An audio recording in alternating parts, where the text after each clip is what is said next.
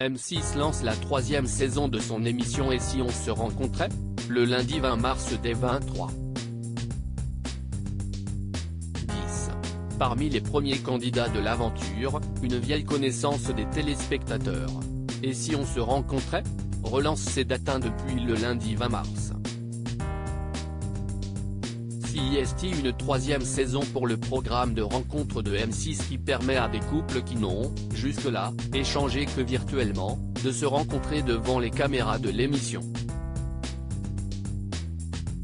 L'occasion de confirmer le coup de cœur, de poser les questions qui restent sans réponse ou de mettre un point final à ces histoires naissantes.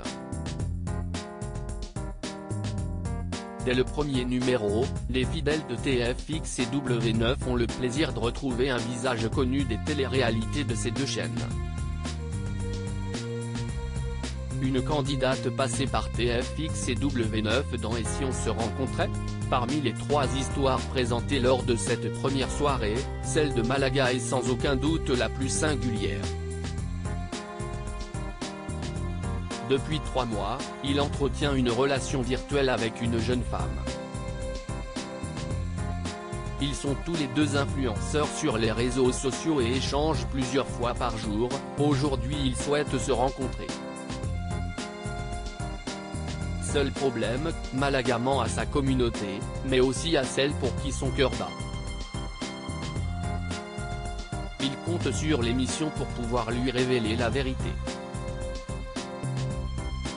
Celle à qui il cache sa vraie vie n'est autre qu'une candidate de télé-réalité, Mélissa qui a participé à la JLC Family, la Villa des cœurs brisés et les 50. Déjà bien connue pour ses histoires de cœur dans ses programmes, il n'est pas très étonnant de la voir participer à une télémission pour tenter de mettre fin à son célibat. Comment va-t-elle réagir en apprenant la vérité sur celui avec qui elle correspond depuis 3 mois ? Malaga pourrait bien avoir raison d'être inquiet. Mélissa, du commissariat de police. À la télé-réalité avant de devenir une des figures des émissions proposées sur les chaînes de la TNT, la jeune femme a été policière. Je voulais voir ce que ça allait, avait-elle confié lors d'une interview, précisant qu'elle avait de nombreuses amies qui exerçaient ce métier. Une fois l'école de police terminée, elle est envoyée sur le terrain, direction une unité qui couvrait les autoroutes de Marseille et sa région.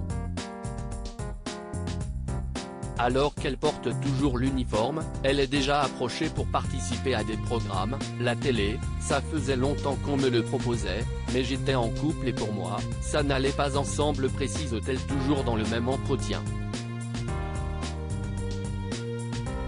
Finalement, elle fait un choix entre la police et la télé-réalité, la première étant trop contraignante et pas assez rémunératrice. Elle plaque tout pour tenter l'aventure télévisuelle.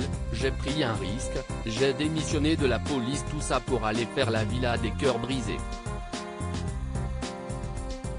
C'est acquis tout double pour moi, analyse-t-elle aujourd'hui. À lire aussi Et si on se rencontrait ? La date du retour du programme enfin dévoilée.